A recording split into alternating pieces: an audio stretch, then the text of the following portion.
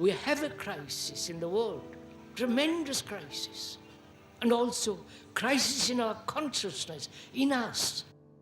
I see the urgency of change, radical revolution, mutation in the mind. I see it.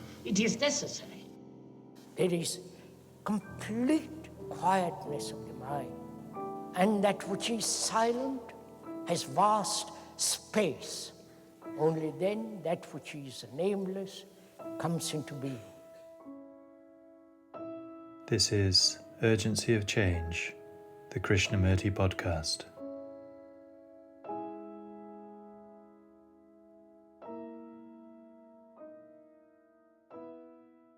We need political, religious, social and psychological change, deep down at the very roots.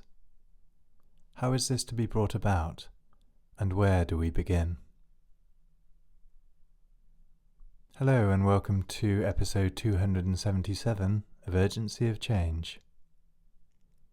The Krishnamurti podcast features selected extracts from Krishnamurti's recorded talks. Each episode highlights his different approaches to universal and timeless themes that affect our everyday lives, the state of the world, and the future of humanity. This episode's theme is politics. Upcoming themes are maturity, drugs, and goodness and generosity. This is a podcast from Krishnamurti Foundation Trust based at Brockwood Park in the UK, which is also home to the Krishnamurti Retreat Centre. Situated in the beautiful countryside of the South Downs National Park, the Krishnamurti Centre offers retreats individually and in groups. The focus is on inquiry in light of Krishnamurti's teachings. Please visit krishnamurticentre.org.uk for more information, including our volunteer programme. You can also find our regular Krishnamurti quotes and videos on Instagram, TikTok and Facebook at Krishnamurti Foundation Trust. If you enjoy the podcast, please leave a review or rating on your podcast app. This episode on politics has 6 sections. This first extract is from the third discussion with young people in Saanen 1968 and is titled, Does Change Begin Politically? We do need a political, religious, social and psychological change deep down at the very roots. Now, how is it to be brought about, and where do we begin?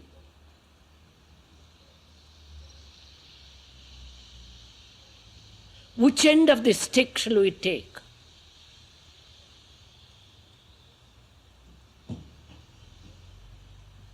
At the political, social end, or at a totally different level, which is the psychological end, which may have a relation with the change to be brought about in the other, which is social, political, or is there a revolution, a change,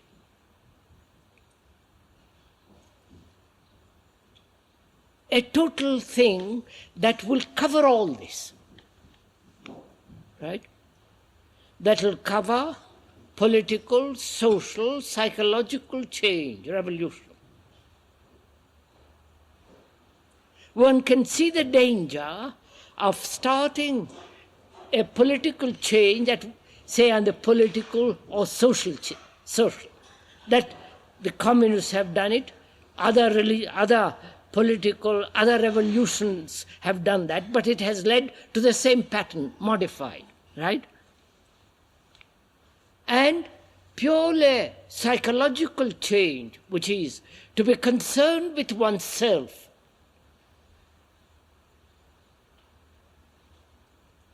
though the others exist, to be concerned with oneself though one lives in a society in which communication is necessary, otherwise there is no relationship, is there a different, a total approach to this whole problem? I don't know if I'm making myself clear.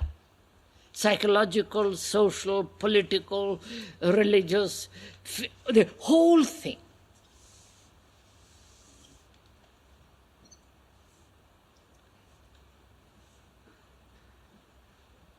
We have so far tried political, social changes. And they have, after killing millions of people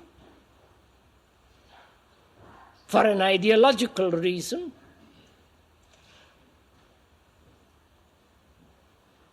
have built a society where freedom is denied, which gradually is becoming bourgeois, conservative, as was shown in the recent French revolt when the communists voted for de Gaulle.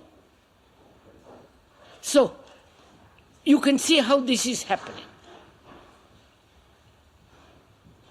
So one asks oneself, not as an individual opposed to the community, or community opposed to the individual, where shall an intelligent mind begin?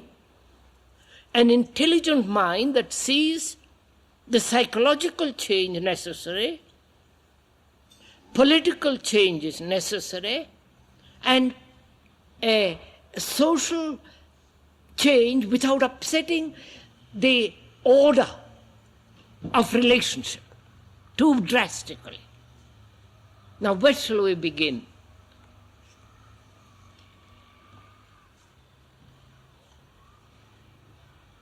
If that was your problem, where would you start?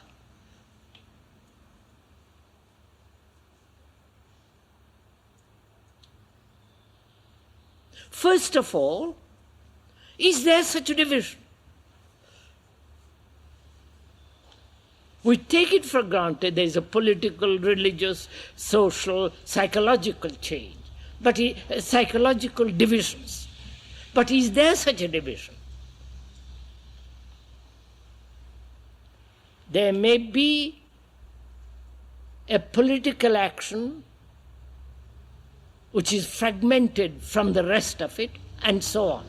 But we're asking, is there such a division at all?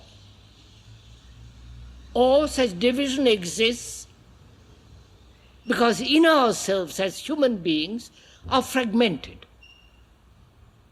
I don't know if, right? Am I conveying? As a human being, I am a political entity and a social entity and a family entity. And act differently in each field. Because in myself I am fragmented. Right? I vote conservative and think revolutionarily. And I am religiously bigoted and want universal brotherhood. Or I believe in a particular formula of relationship and I want peace in the world. So, being as a human being fragmented, broken up, my actions are contradictory. Right, sir? So where am I to begin?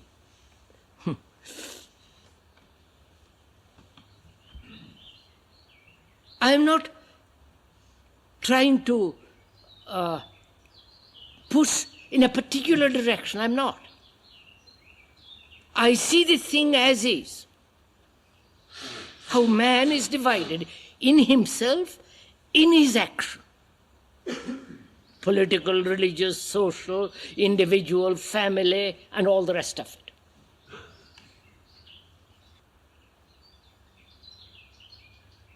So where shall I begin? So if you say begin with myself, I have to vote tomorrow. I have to be in social relationship.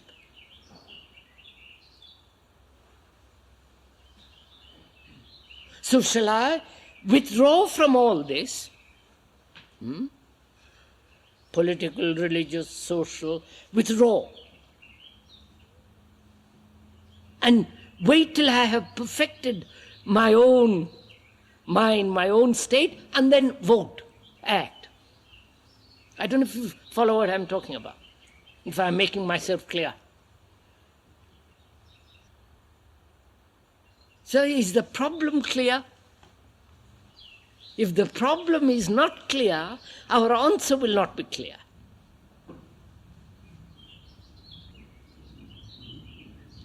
Say, for instance, I am a Hindu, but I am not, but I am a Hindu with all my prejudices, all my superstitions, ancient conditioning. And I talk about having universal brotherhood. The two are incompatible, aren't they? Right? Are they not? I'm a nationalist, and I talk about international. It is phony. So I, as a human being, not as an individual, as a human being living in this world, which demands fragmentary actions. The world demands it, because we have created the world as it is. And I respond to it always in fragments. Right? So, what am I to do?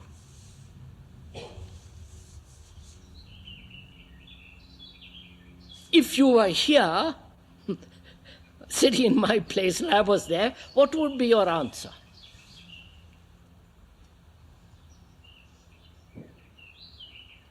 Seeing the Catholic Church has tried through religion and empire to hold the people together, historically. And it broke up, Protestant, and so on. Then the communists came along and said we must have a monolithic attitude towards life. One solid communism, which again is breaking up. Czechoslovakia, Romania, Yugoslavia, China, breaking up. Napoleon tried this, right? Through wars, to bring all Europe together. Then there is the Commonwealth. The Commonwealth, the British Empire, which is broken up. Then there's the common market, which some want to expand, remove the frontiers, one government, one monetary system. But there are groups of people who are against it. So, religious organizations throughout the world have tried to unify man. And they have not succeeded. Communists try to do the same with their ideology, with their brutality, with their... and the Nazis tried in their own way, the brutal way. And so on, so on, so on.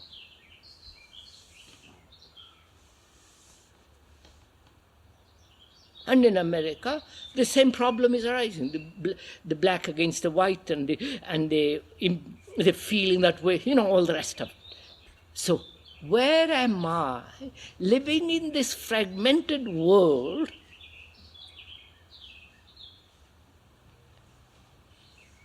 What am I to do which will not be a fragmentary action? Right? Otherwise, I'll be lost again. Is that clear? Huh? Then what shall I do?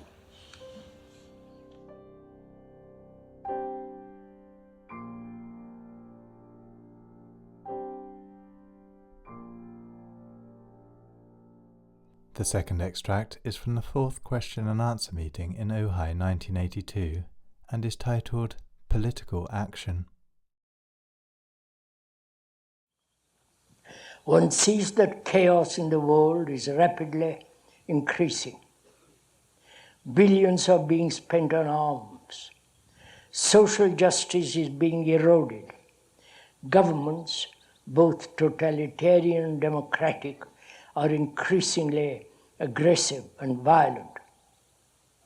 Though one sees the necessity of much deeper, fundamental human change, could the speaker comment on the issue of active political involvement? Am I democratic or Republican? Is that it? Apart from the joking, why, if one may ask, why do we have such great confidence in political leaders?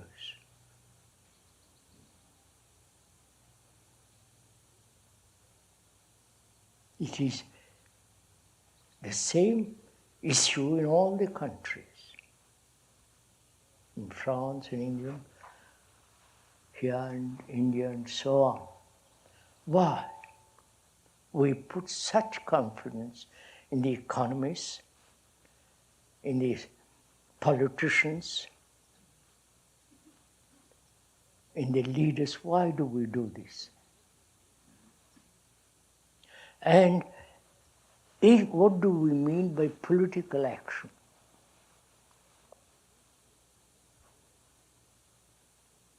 Please, we're inquiring together. You're not just listening to the speaker, waiting for his explanation and answer. We are thinking together over this problem, which is really a very serious problem, which is affecting the whole of mankind.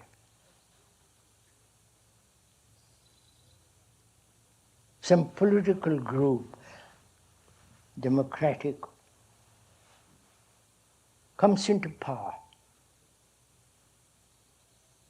conservative or Labour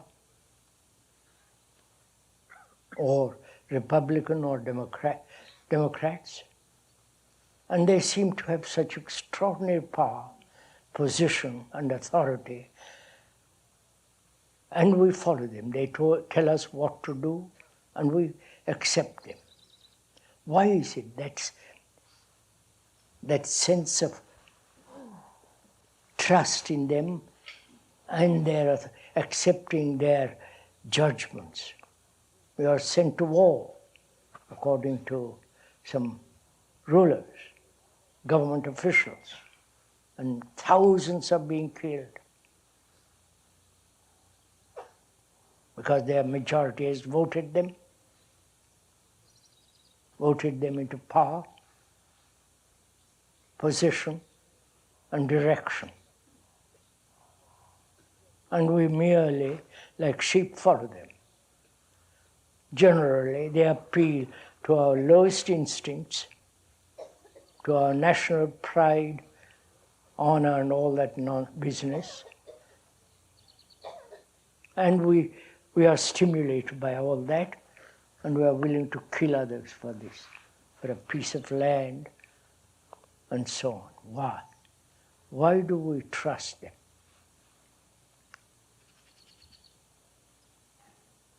Please, you answer this question.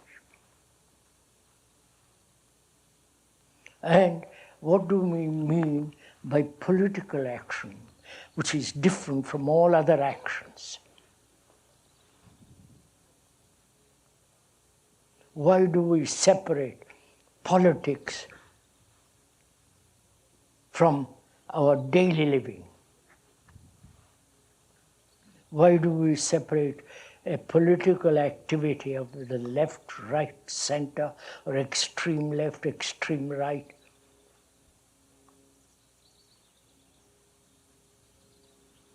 Why, if one may ask, why is political action so very different from our action of relationship? Action with regard to fear in ourselves and so on. Or is politics part of our life, not something separate?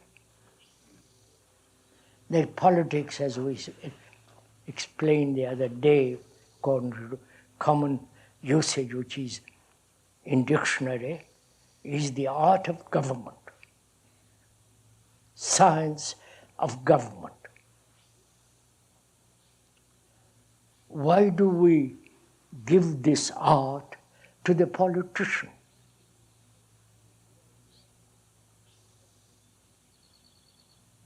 They apparently are a separate breed, different from us.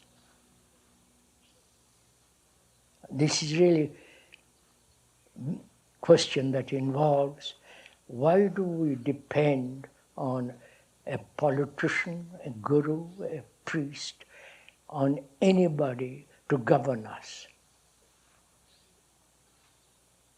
Please answer this question.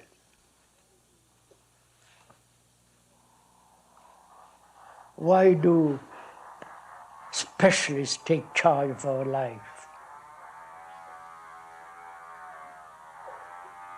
Is it that we have no so-called confidence in ourselves?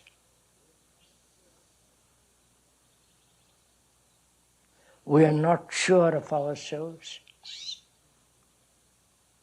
And we attribute this clarity to the politicians and to the others. Is it in ourselves that we are insufficient and somebody out there is going to make us sufficient?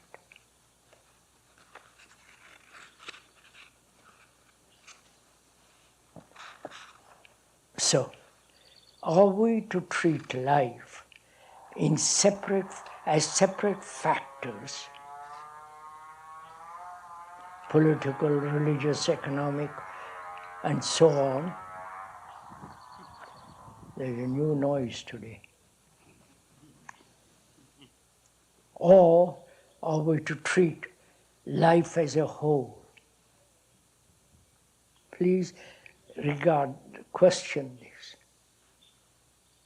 The questioner asks, what political action is there that one can take? That the questioner, perhaps one may be misjudging him. If one is, please forgive us. Is that action, political, different from religious action? From the action of an idealist? Or does one treat life, the whole living, learning,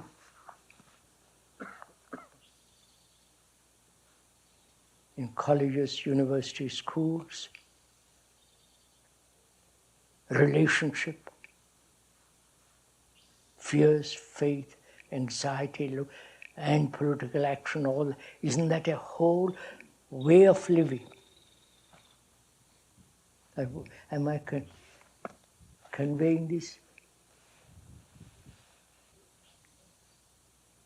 Is that we are so fragmented in ourselves as religious action, political action, family action, individual action, collective action. You follow? Or do we treat life as a total movement in which all these activities are included? But if we separate one from the other, we'll inevitably bring about contradiction. A religious life is incompatible, one will say, with political life. A religious person will have no part with politics, because generally politics is such a crooked affair, controlled by big industrialists, by wanting great deal of money for the party, no depending on rich people, and so on, so on, so on. So how do we, each one of us, answer this question? There is increase of armaments. Just now they are destroying each other, killing each other for God knows for what.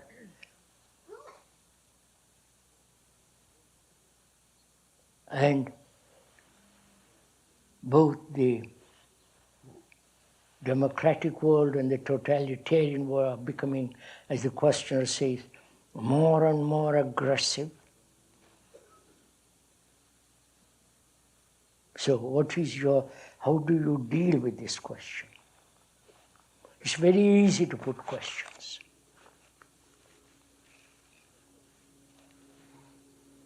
Very easy to put a question and try to find an answer from another.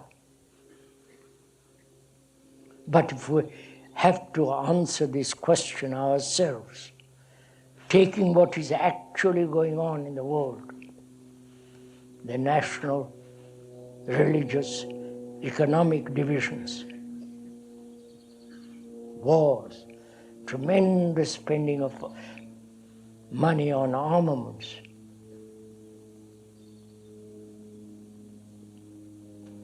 what's your answer? How would you answer this question?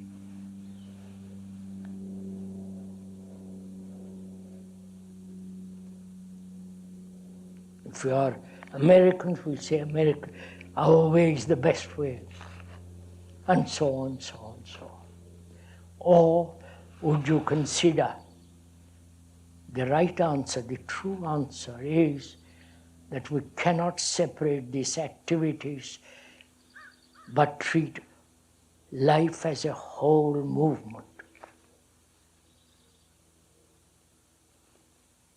And what is a political action?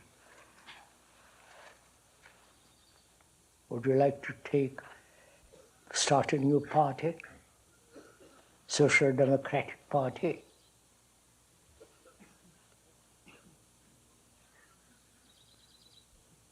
Or look for a new leader for the next election,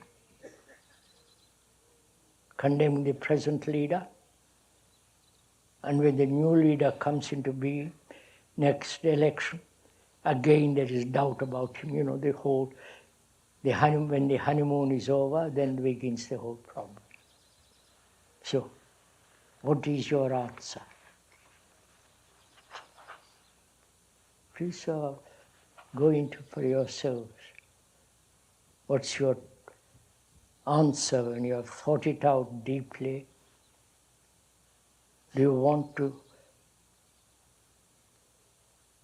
ask if there is an activity, if there is action, which is not divisible?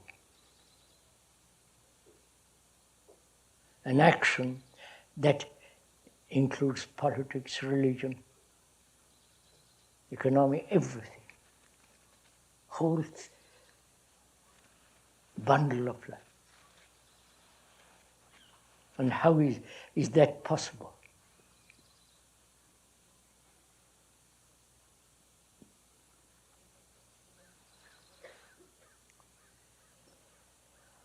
One sees corruption right through the world.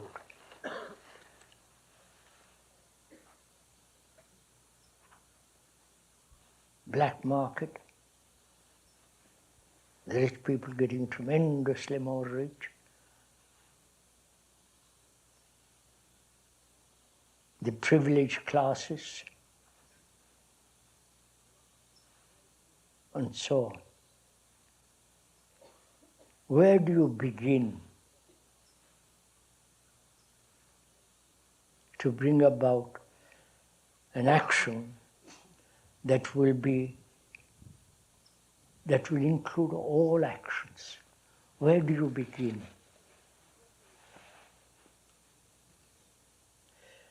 To go very far, one must begin very near. Right? Is that? So what is very near? Me. I'm the nearest person. So I begin not as a selfish activity or self-centered movement. I am the nearest, or I am the center from which I start. Not out there.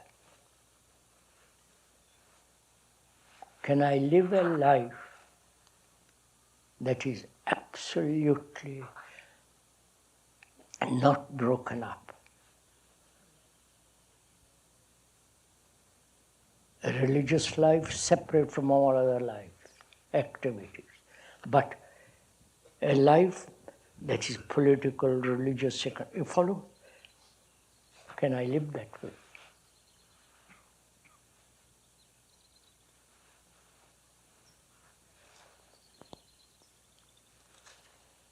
That implies, does it not,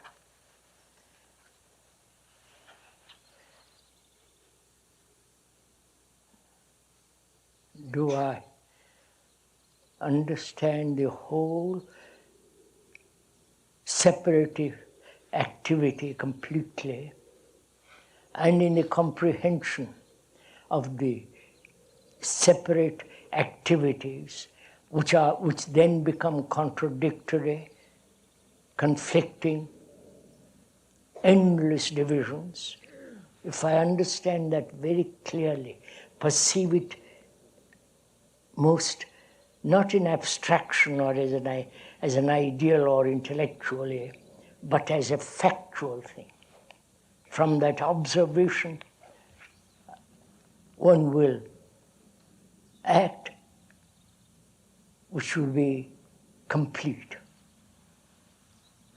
Have I answered the question? If you are actually wanting to start a political action, new party, new group, new leader of your own, then I'm afraid you and I won't meet. We are back into the same old pattern. But we are saying a life that is complete, sufficient, psychologically, from that quality of mind and heart, then all action is included in that.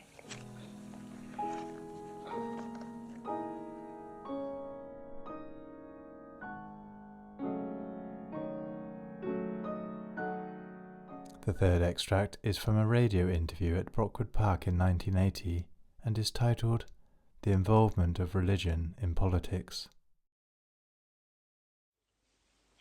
Sir, today in the United States, all fundamentalistic religions are involving themselves in politics and causing all but ultra-right-wing, ultra-conservative fundamentalistic Christians to be removed from political office. What are your views on this emergence of church and politics? Church being religion, are you saying? It is a political action on the part of certain fundamentalistic Christian groups who are now involving themselves in politics and trying to back the candidates politically whom they think are right and trying to defeat those with whom they disagree. What is politics? Which means really to govern. To govern the people who are at present disorderly, to use a very mild word. And those, that disorder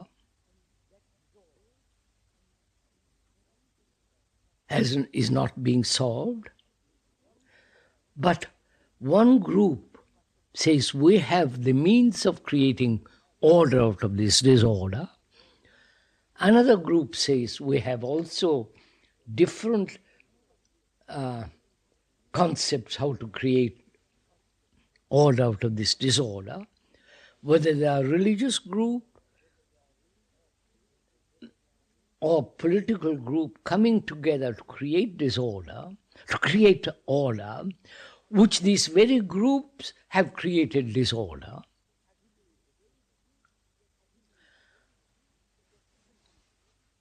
They cannot possibly bring about order.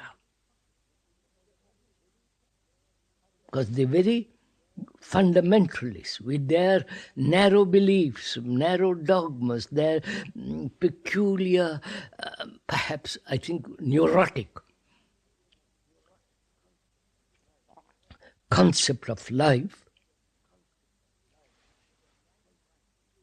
with their narrow minds, is creating this disorder. And the politicians, you know what they are.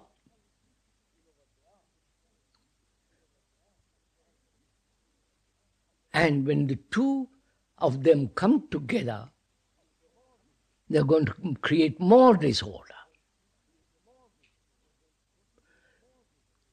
What is important is, in this question, is it not, whether human beings can in their own lives bring order. In their own lives be totally honest, totally concerned with humanity, not with one group, America with Americans, British with the British, the French with the British, but we are human beings, not British, French, Russian or what. We are human beings. And we human beings are in disorder.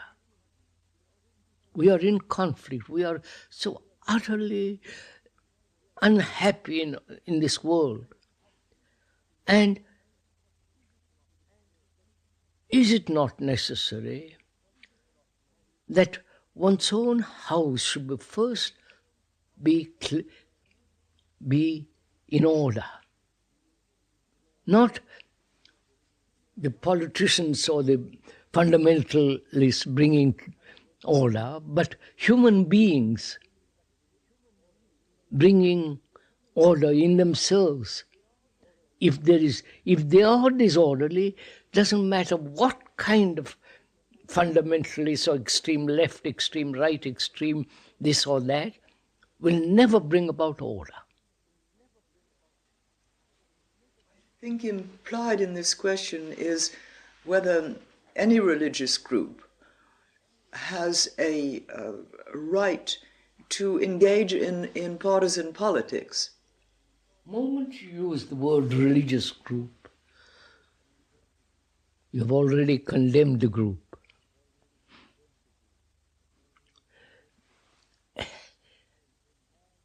So, man is to govern himself. Man is to be a light to himself.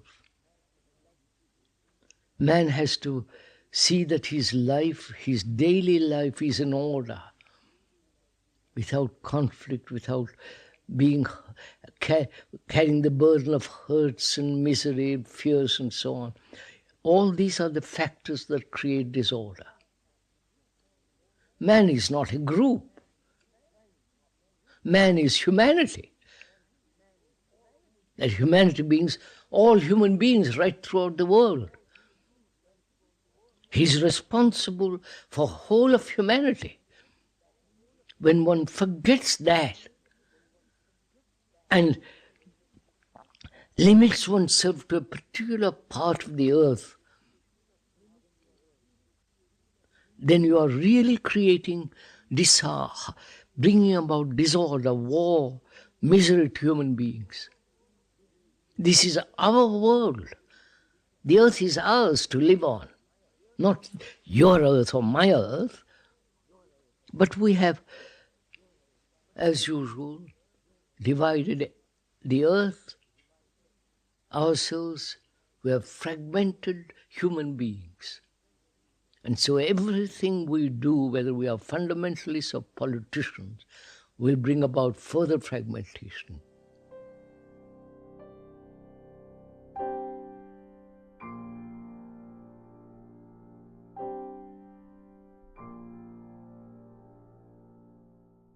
The fourth extract is from Krishnamurti's first public talk in San Francisco, 1983, and is titled Political Division.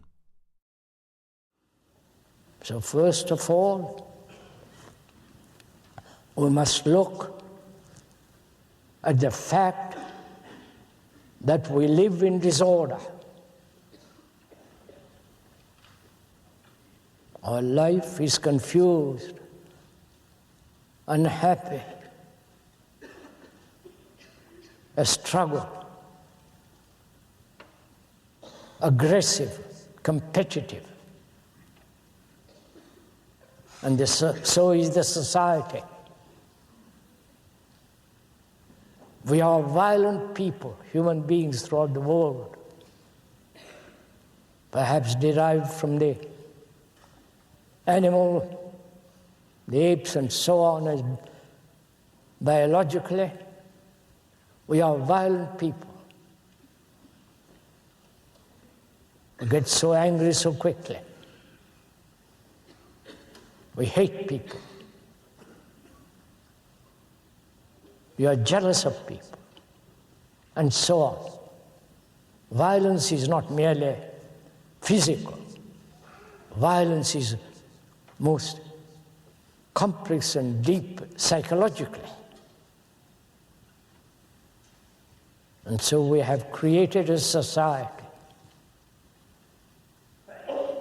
that has become appallingly dangerous.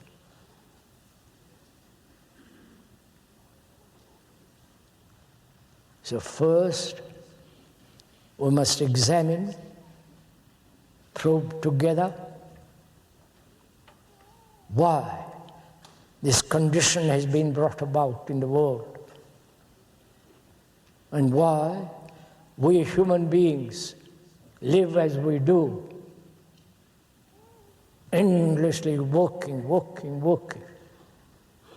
quarreling, having rows, miserable, frightened, unhappy,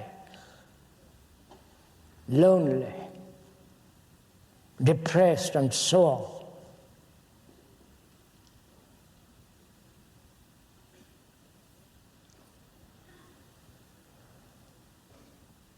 We must look what we are first,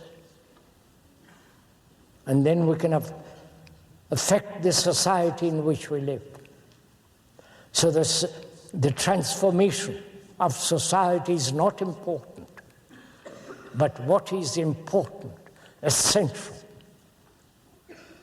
is can our brain, which is the center of all our thought and emotions and feelings,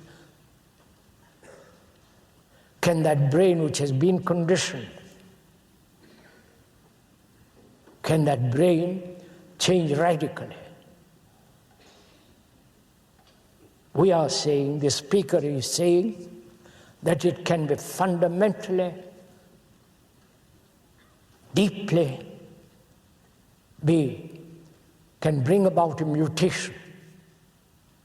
We'll talk about that presently. It's not a matter of acceptance. As we said, please always have a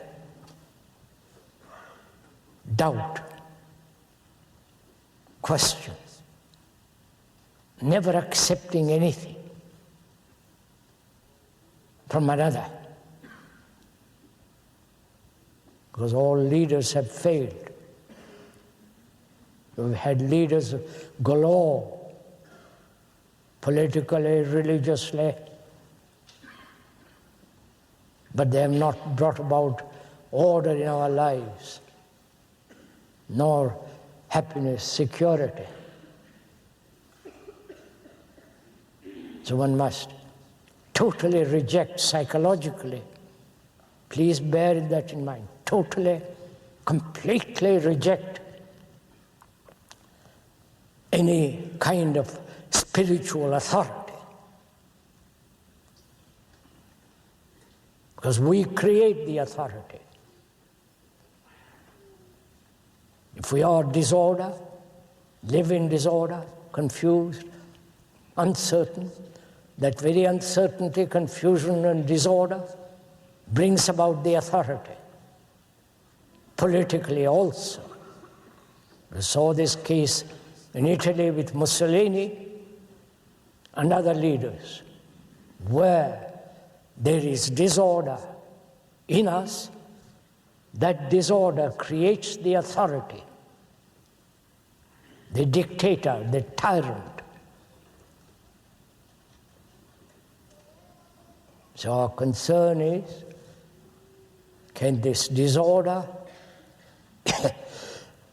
in our lives end? And then only can we live peacefully, orderly, with sense of security and certainty. Well, it's most extraordinary. One of the things is that we always start with certainties. That God exists, that heaven is there. Of course, that's old-fashioned, but it's still there. About 800 million Catholics believe all that. So do Hindus. But the Buddhists have no God.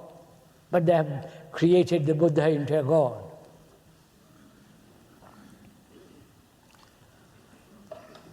So we live in disorder. What is the cause of this disorder? If one can find, not in abstraction intellectually, but actually, find what's the cause of this disorder. There may be many causes, or only one cause. And if one can discover for oneself, not to be told by another, including by the speaker, if we can find the cause, then the effect then can be radically changed, because the cause can be ended. If one has some kind of disease, the causes can be found diagnostically, then that cause can be ended. Similarly, if we can find the cause of this conflict, these wars, these religious absurd divisions,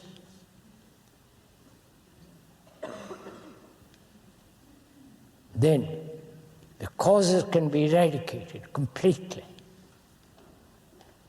So we are probing into this question. One observes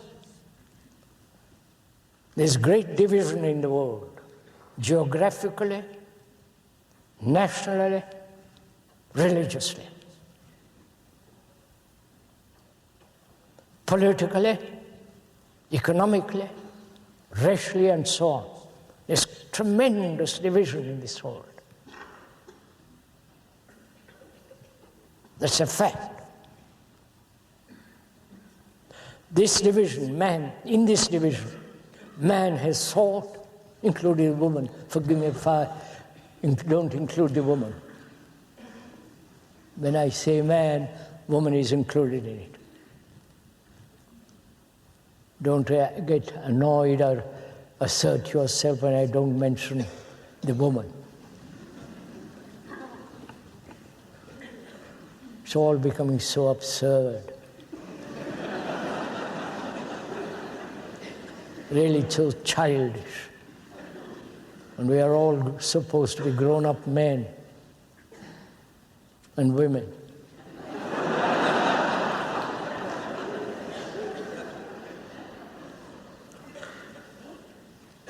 We're asking,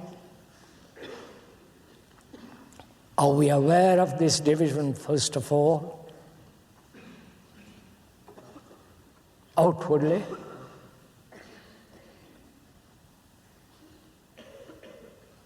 Linguistically,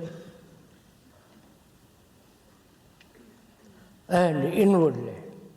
We are so fragmented. Again, this is a fact.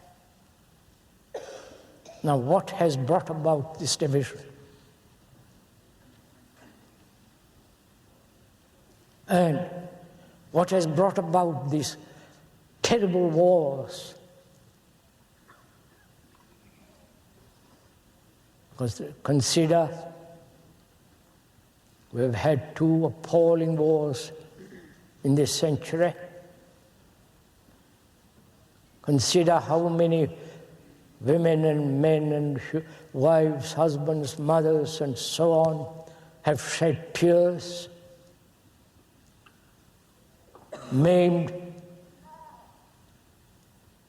the so-called heroes who have killed more.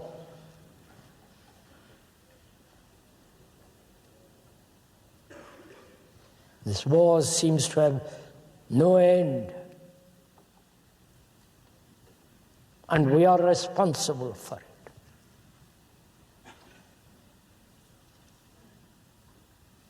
So we are considering why this division exists in the world. Actually, who has brought it about? Who is responsible for it? All those people that are being killed near this country and far from this country. Who is responsible? So we first must ask why this division exists.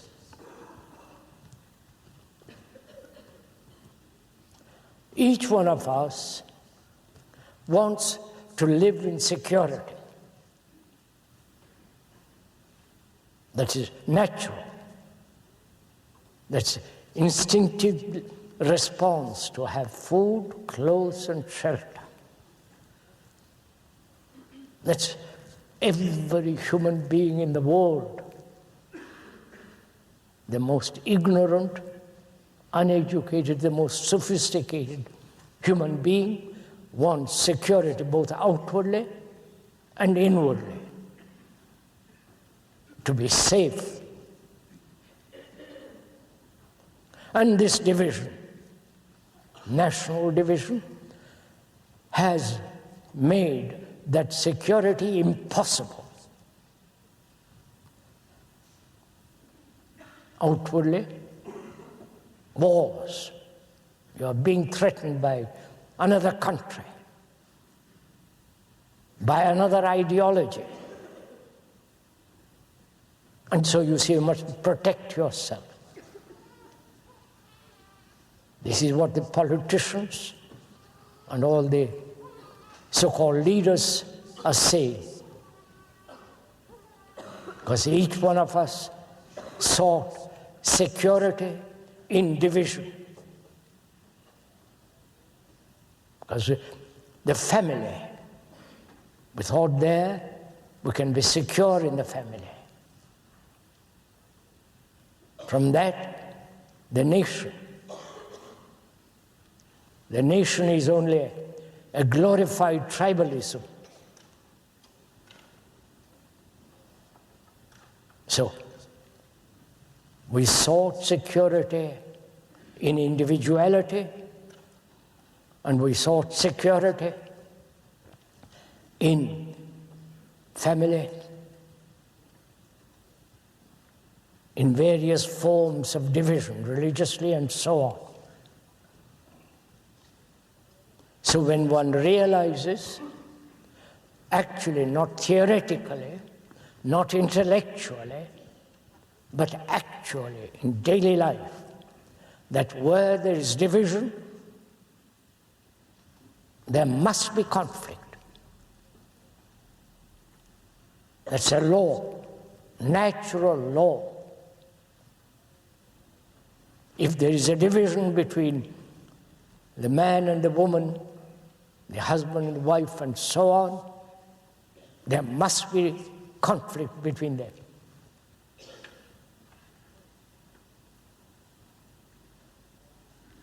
This is so. That's why in this country and other countries there are so many divorces, each one wanting his own way, each one wanting to express himself fully, urged on by the psychologists. Don't restrain. Do whatever you want. Immediately.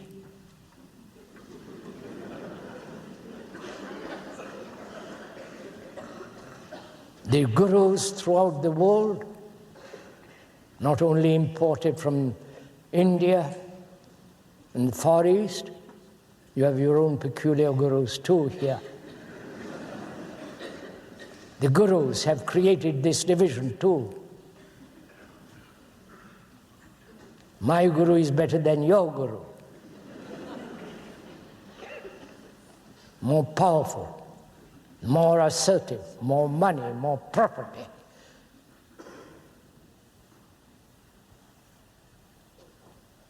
Because we all want to be secure.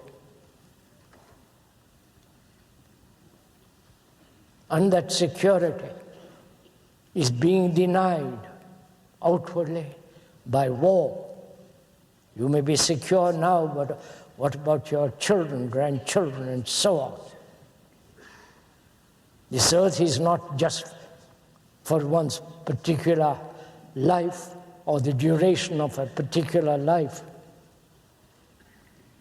We are meant to live on this earth happily, without suffering. And not only you, but your grandchildren, generation after generation. And this division has denied all that.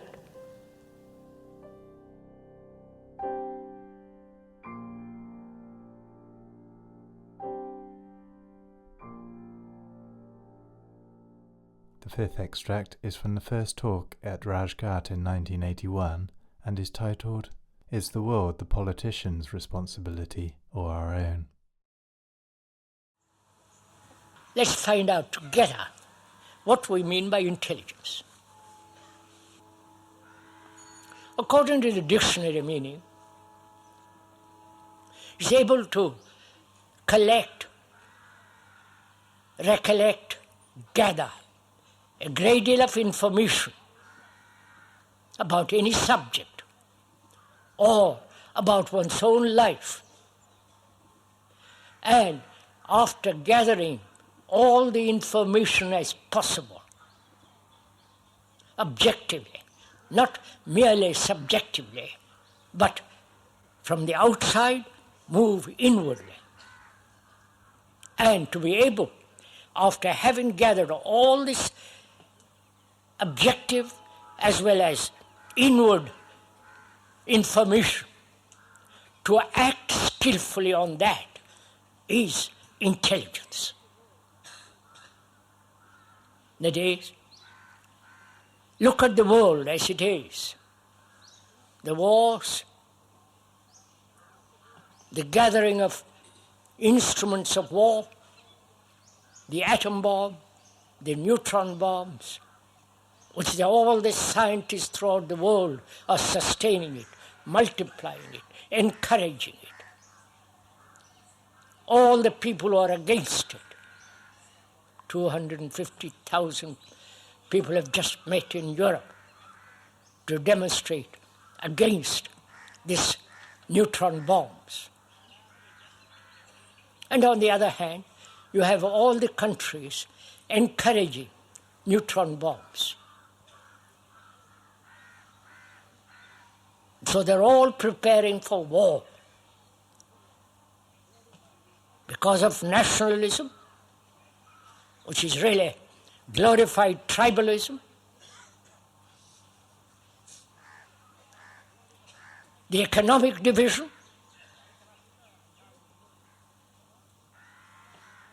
the political corruption, not only in this country, this is a state all over the world. Perhaps it's more so in this unfortunate country. And there is tremendous religious division. The Catholic group, the Protestant group, the Hindu group, the Chinese and so on. This constant division, not only socially, but family against family. This is the state of the world.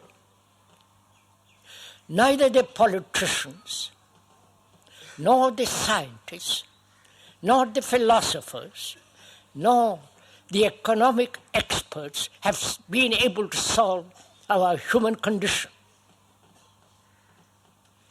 This is also an obvious fact. And we always have looked for leaders. A great statesman, or a great religious leader, or expert in economics who will save us all from our misery. And all the leaders throughout the world have led us where we are.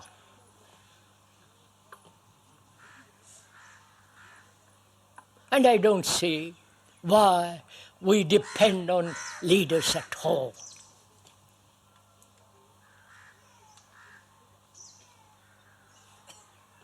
Do please consider what the speaker is saying. Don't just say, reject it. Let us together find out what to do about all this. Not theoretically, not as some idealistic conclusion according to which one will act, but taking things as they are.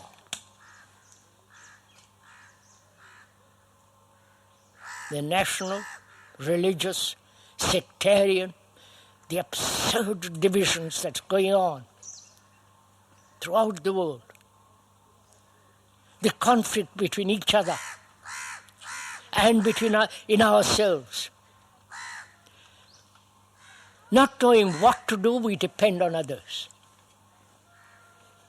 on Upanishads, Gita, or the Bible, or some preacher, or some guru.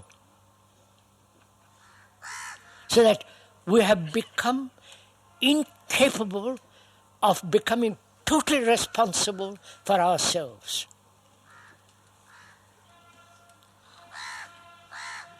We depend on others.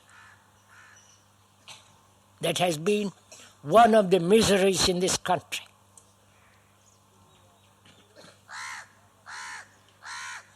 You have had guru after guru, saint after saint, whatever they be, the saints may be, probably neurotic. And we've had political, religious, every kind of leader. And we have blindly or reasonably or satisfactorily followed them. And when you observe all this, we see what we have become. Unfortunate, unintelligent, conflict with each other, corruption, preparing for war, for which we are all responsible. Because when you buy a stamp, or when you telephone, or when you pay a tax, we are supporting war.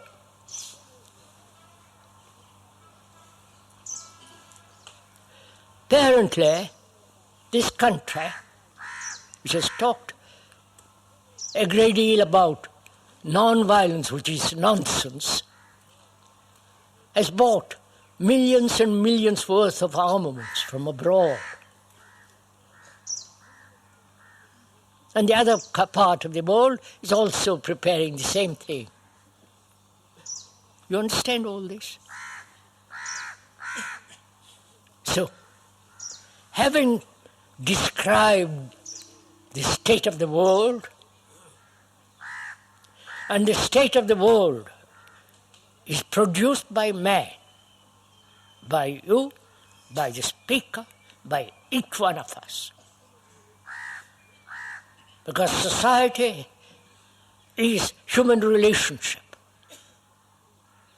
not some abstraction, not something that you have to do something out there, but it is a human relationship that has produced this society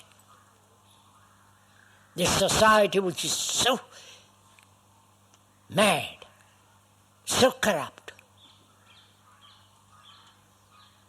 So, having described all this, which I'm quite sure most of us have also looked at the world with clarity, objectively, then what is one to do? Now, not in 10 years' time. What is, as a human being, what is our responsibility? And you can only be responsible totally when you do not depend on politicians, leaders, gurus, and all that.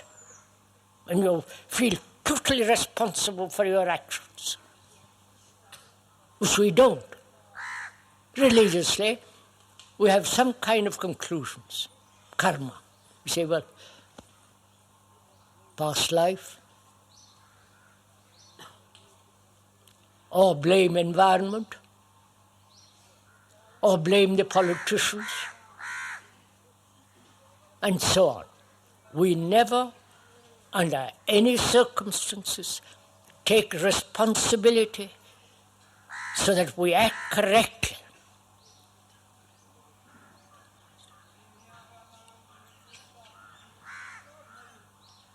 Now what shall we do?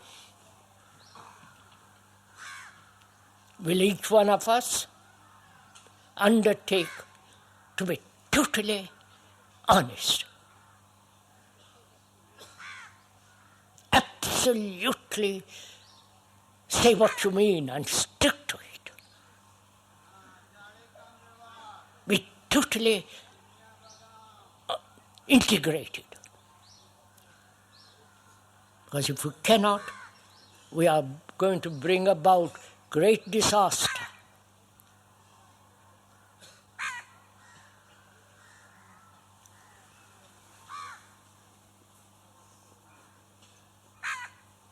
can we face our responsibility.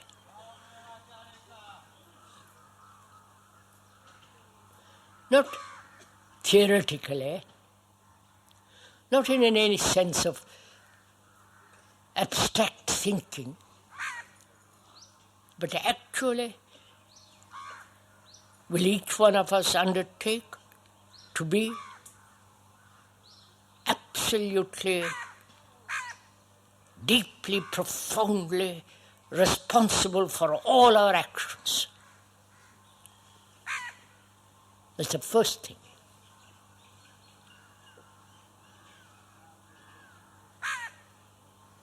When we listen to each other, as we are doing now, can we undertake for ourselves to live with such integrity that we become incorruptible? Because if we could, then a group in this part of the world or in this part of the country, another group, you understand? That's the only salvation for this country. Not your present religion, which is nonsense, massive superstition, nonsense, but to have a religious mind, which is totally different from belonging to some religion, to some sect. To have a religious mind. We are going to inquire together what is that religious mind. Because only religion, in the right sense of that word, which we'll go into presently, it's only religion, not the religion of the Hindus or the Christians or the Buddhists, but the real discovery or the understanding of what truth is, which depends on each one of us, not on some so-called enlightened people.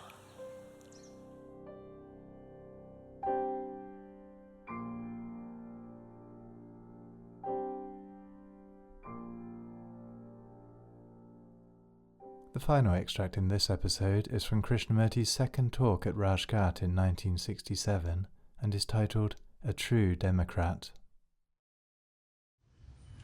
So to be really a democrat, not in the political sense or the party sense, to be really a democrat means that you must think for yourself, not be persuaded by propaganda. Not by any leader, by any guru. You must be capable of thinking directly for yourself, unpersuaded, uninfluenced by these crooked politicians or by these clever gurus. And such a future, to think individually, each human being for himself, not persuaded through propaganda of radio, television, books, newspapers, is one of the most difficult things. Because we are all so susceptible to influence. And only then can one call oneself a true democrat. And to be a true democrat implies he must have right education. Not merely a technical education. He must be a total human being, intellectually capable to reason clearly, precisely, without any personal projection into his thinking. You're not having such education at all.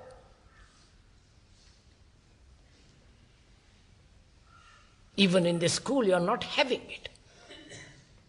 Which means the total development of each human being. And it's only then you can be a democrat. And if you are a democrat in that sense, then you will create the right administration. Not for India, but for the whole of the world.